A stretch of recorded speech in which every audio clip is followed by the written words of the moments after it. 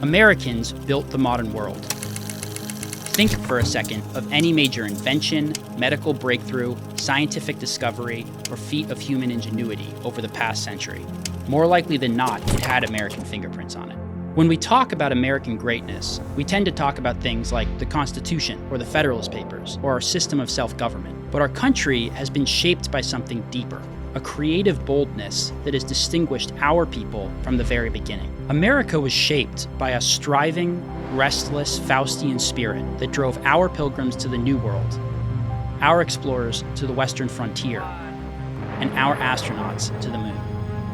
It's the same spirit that connected the world, first through the great steam engine, then through the power of flight.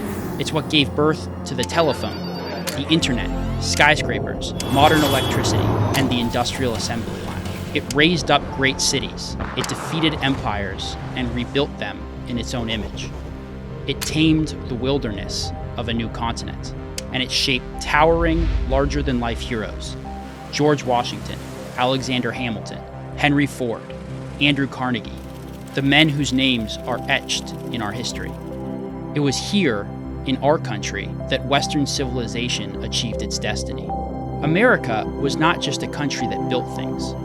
It was the engine of world history. But the people who run our country have sold that American genius off for parts, piece by piece, over the past 50 years. We don't make things in this country like we used to. In 1955, manufacturing made up 38% of all non-agricultural US jobs. By 2019, that number had fallen to just 8%.